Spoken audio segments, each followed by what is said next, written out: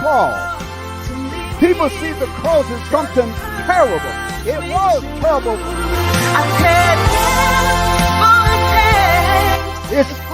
It brings us into a place, Gethsemane, that it declares not my will. They were born to do a divine plan, that which unfolds concerning the people. We cross our hearts and we to do what you do. What do you do? What is your gift and your calling? You can only find that out from God. if we come back.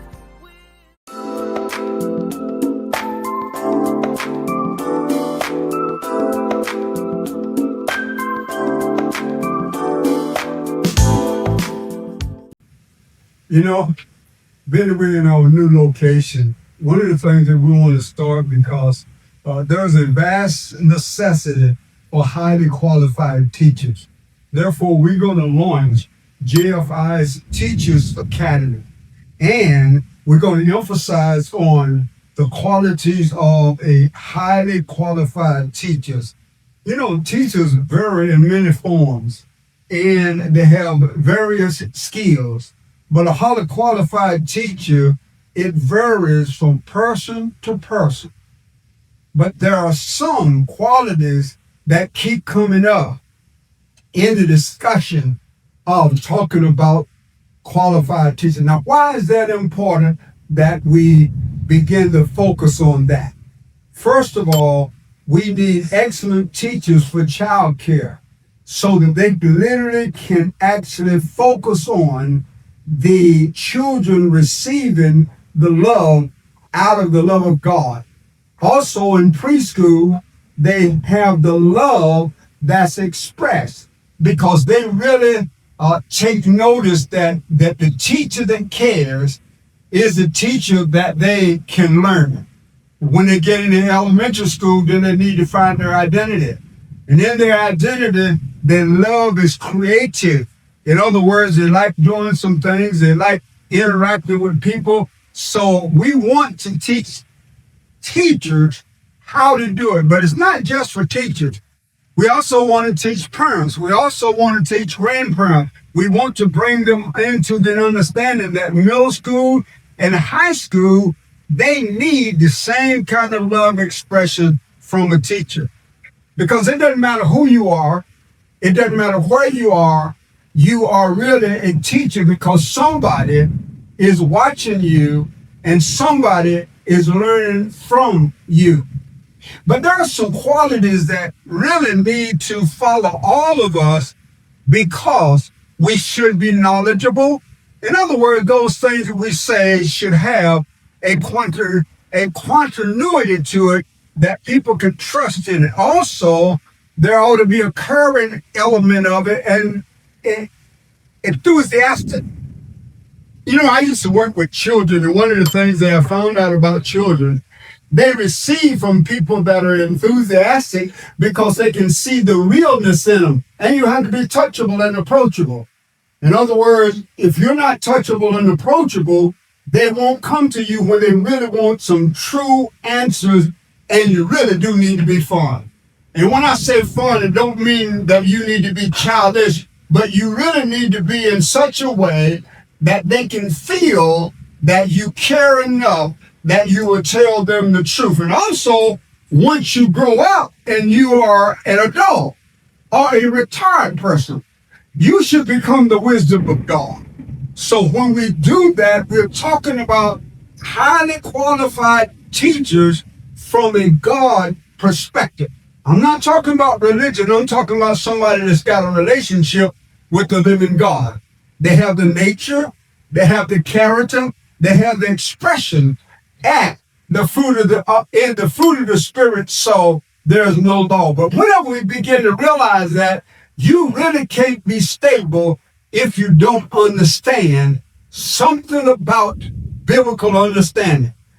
And what we see is there's two fundamental sources of human knowledge.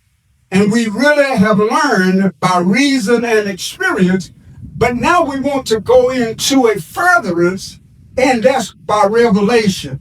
In other words, in everything we do and all the people that we teach, children, adults, church, school, they need to know who they are. Because if they don't understand who they are, they'll actually find their identity in who somebody else says they are. They also need to understand where they come from. In other words, they didn't come from a Big Bang theory.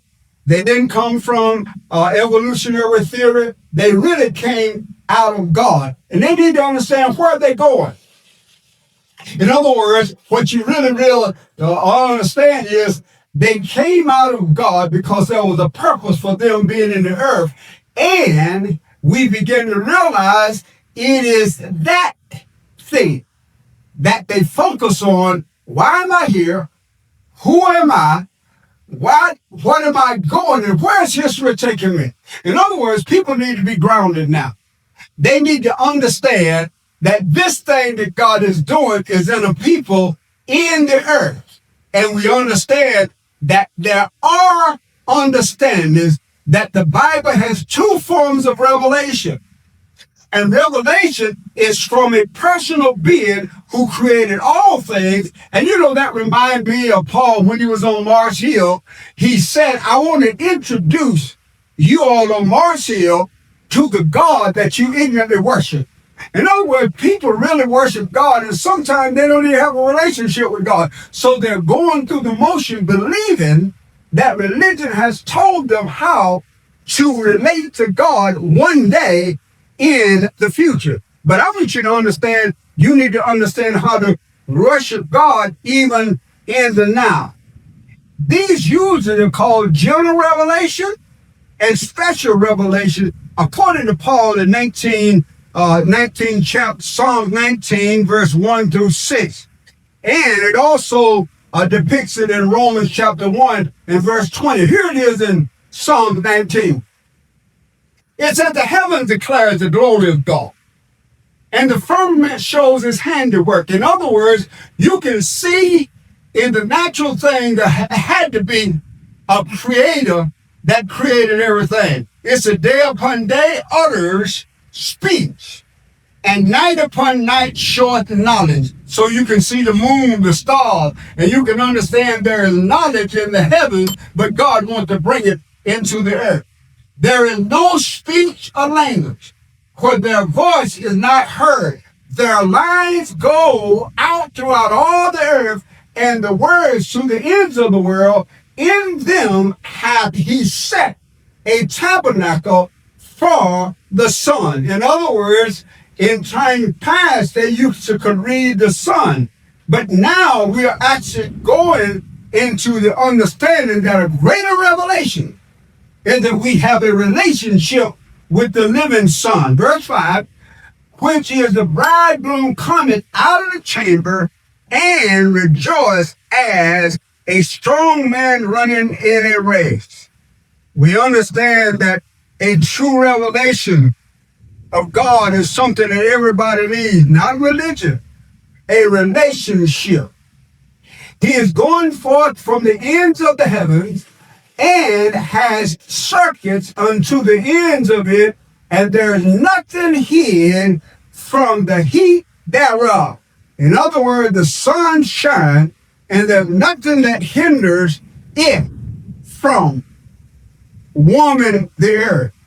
In Romans chapter 1, in verse 20, it says this. It says, for the invisible things of him from the creation of the world are clearly seen, understood, being understood by things that are made, even the eternal power of the Godhead, so that they are without excuse. So what it's really saying is that everybody born, because they see the created things, there is no excuse for them not knowing there has to be a God. It goes on to say, but God has revealed truth about his invisible attribute, his eternal power and Godhead to us through his creation, and the general revelation is available to all. In addition, to the eternal revelation of nature, he has also implanted the knowledge of his existence in every human heart. So that's what I want to do in teaching and instructing, is activate that God ingredient that God has put in every man's house. Although many choose to suppress this truth, unrighteousness. So what you have to realize is that you can reject it, you can suppress it, you can literally reject God. But here's what it says in Hebrew, which is a better covenant. And we'll get into that as we go, but a better covenant. In other words, Hebrews 1, verses 1 and 2, it says, God, who at sundry times and in divers manners spake in times past unto the fathers by the prophets. Notice that was in past.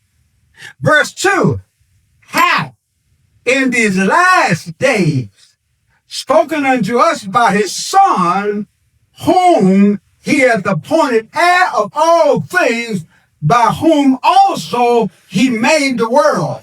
So Jesus, by the wisdom of God, actually was in God, creating the world, because we see that in the beginning was the Word, and the Word was with God, and the Word was God. So you have to realize that the God of the Bible is both the creator and the redeemer. So the one that created the heavens and the earth also redeemed you back to himself. And the cross portrayed the central theme of history. In the Old Testament, it anticipates the work of the Messiah in many ways. In the New Testament, it points back to Jesus as the author and the perfecter of our faith. So we realize that God is doing something now, but even in this time, he really says, now I want you to understand something. In Hebrews chapter 12 and 2, it says, looking unto Jesus, the author and the finisher of our faith, who for the joy that was set before him endured the cross, despised the shame, and is set down at the right hand of the throne of God, and he is the Alpha and the Omega, the first and the last, the beginning and the end. So you see that also in the scriptures as they're fulfilled. It says, indeed, Christ claims to be the key to the scriptures, and one of whom the entire Old Testament spoke. And we see that in Luke 22, 44 through 47. We're going to read that. And he said unto them, these are the words which I spoke unto you while I was yet with you, that all things must be fulfilled. He was speaking of himself, which were written in the law of Moses, in the prophets, and the Psalms, really concerning him. So what he was really saying is that he is going to be fulfillment of the Old Testament, of the law of Moses, and the prophets, and the Psalms, and it's going to be summed up in the first begotten Son. It goes on to say in 46, and said unto them, thus is written, thus behooved Christ to suffer and to be risen from the dead on the third day, that the repentance and remission of sin should be preached in his name among all nations, beginning at Jerusalem. So in understanding that, we understand that the scriptures are actually going to say, when Jesus hung on the cross, he really said, it is finished. The scriptures are completely divine. They're completely human, meaning inspired of God, written through man. There is a parallel here of God, man, Jesus Christ, through the man. There is an expression that the Bible declares, and we're going to bring it to a close and pick it up later. Paul added that all scriptures are God-breathed, that is, inspired by God. One of the evidences are of divine origin. The Bible itself is unique, and it's unique in three different ways. One, it is unique in its production. Two, it is unique in its preservation. Three, it is unique in its proclamation and its uniqueness, and it's unique in its production. As a revelation of God's love, the Bible requires a response. And we're saying that as we declare this new thing to you, and as we express, we're going to equip teachers that's going to be able to function in this world from another world and be able to function and teach in two different worlds. I say to you, welcome to the greatest expressive academy of teachers in the whole world. Welcome to justice. Let's do it.